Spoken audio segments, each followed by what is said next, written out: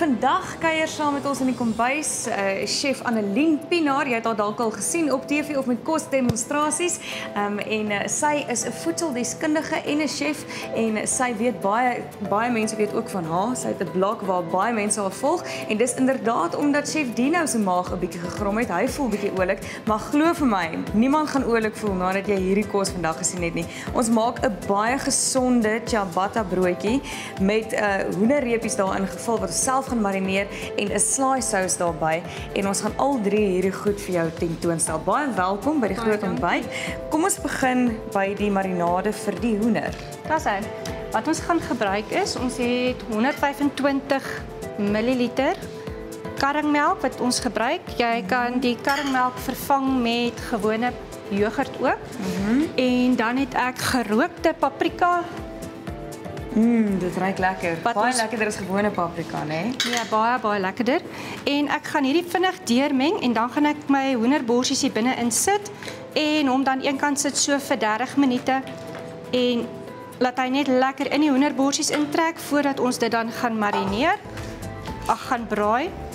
En sê vir my, as 'n mens, is dit 'n taboe om vooraf sout te gooi saam met die Ja, want weet jy wat? Sout is baie aggressief. So hy trek vog uit alles uit. So jou vleis gaan uitermate droog word. So sout word altyd eintlik maar teen die einde van die gaarmaak word dit dan bygevoeg. Okay, so hy marineer nou lieflik daar terwyl ons solank die slaai sous aan mekaar gaan begin sit. Slaai sous ook is baie maklik. Ons het 15 ml bruin suiker. Ek moet net vir ons 'n lepeltjie kry. Ek sal vir jou enetjie. Daar's hy. En bruin suiker in plaas van wit suiker, want baie gesonder. Ons gaan 50 ml olie. Ons het hierso 50 ml balsamiese asyn, heuning en dan gaan ek net maak dit heerlik. En ons gaan die hele storie met mekaar meng en dan gaan ek 'n knoffelhuisie, 'n knoffeltoontjie gaan ek net plat druk. Ek gaan hom ingooi. Maklik.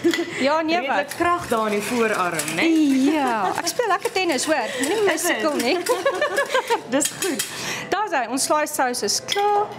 En dan volgende het ons ciabatta broodjie en baie maklik, die maklikste resep ooit. Dit is 500 gram meel, 15 ml gis. Ons gaan ons sout bysit. Ook 5 ml sout, 15 ml olie en 350 ml water en ons gaan dit meng. En dit vat so 'n minuut of wat ons dit meng en dan gaan ons hom los en hy gaan staan in rys en dan bietjie later gaan ek vir julle wys om die broodjie op te maak. Ek wil net sê hierdie is nie sommer enige broodjie nie. Hierdie brood lewe as jy hom los. Dis 'n tipe van 'n plantjie. Ons sal 'n bietjie meer daaroor vertel in die tweede segment. Maar vir nou eers gaan ons hom lekker aan mekaar sit. Onthou as jy enige details wil hê, al die resepte gaan op die Kyknet se webtuiste wees, ook op die blog. Ja. En jy kan enige SMS stuur met die sleutelwoord kombuis na 49905. Ek en chef Annelien is nou terug vir meer.